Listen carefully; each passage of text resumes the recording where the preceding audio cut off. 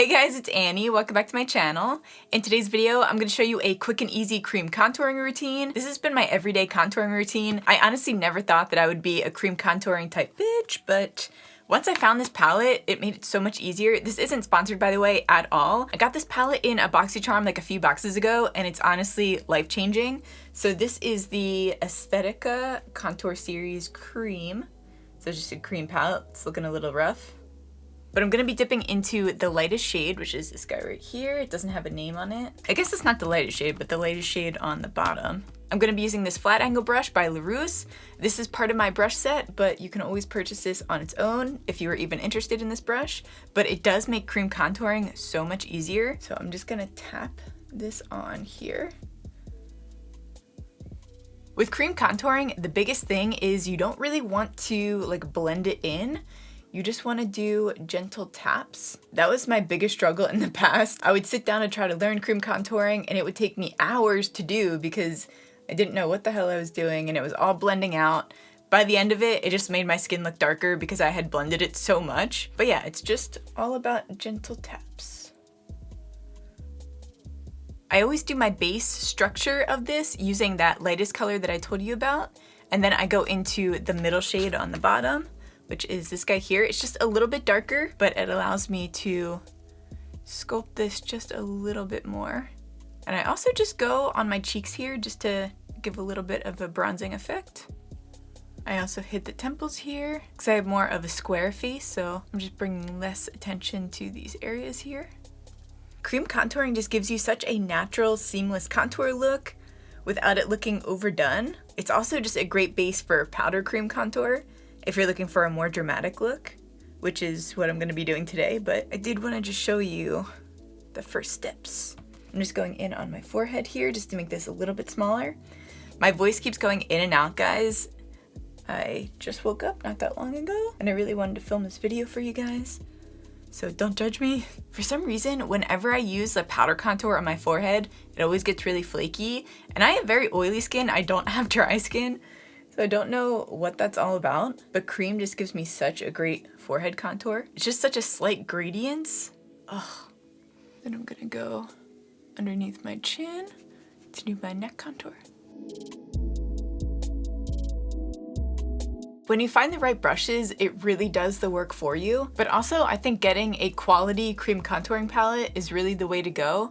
This one isn't like super pricey, but it's definitely a little bit more on the pricey side, I would say. It's $40, so you can determine whether that's pricey or not, but you really only need a little dab of these, so it's gonna last you a long time. I'm going back in with that latest contour shade on the bottom row there, and I'm gonna be using, this is the angled shading brush. I love this brush for my nose contour. Whether I'm using cream or powder, this is my go-to. It just makes contouring your nose so easy, but I'm just gonna tap this along here. I like fading my nose contour into my eyeshadow. I just feel like it gives it like a really seamless look. So I darken this part here all the way into the inner corners of my eyes. I'm just tapping. It also helps to fade like those purple veins that are right in here, just kind of like a bonus. And then I'm just tapping this all the way to the tip of my nose.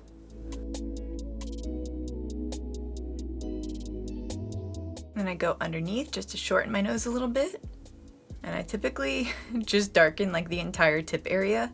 Because when I go in with a highlighter, that's kind of the main focus anyway. So I just darken this a little bit. I also like to go right underneath my bottom lip here. It just makes your lip look a little bit bigger by creating the illusion of a shadow. And this is pretty much what we're working with here. I'm just gonna go over this, just tap it in a little bit more to get rid of any kind of harsh lines. Now that you have the cream contour laid down, you're gonna wanna set it. So I'm gonna be using, this is the translucent powder by Laura Mercier. This is the contour blending brush by Laruce.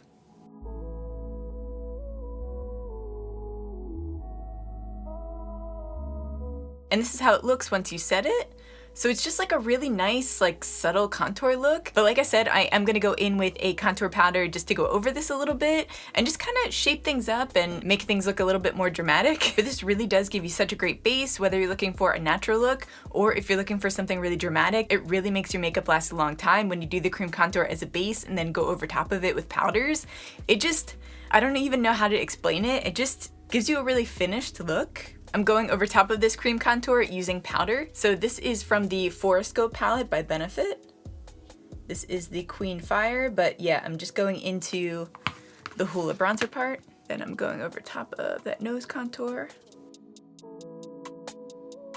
It also just makes my powder contour routine so much easier because I already have like the outlines. It's just very minimal touching up. This is the Duo Fiber brush. I love this guy.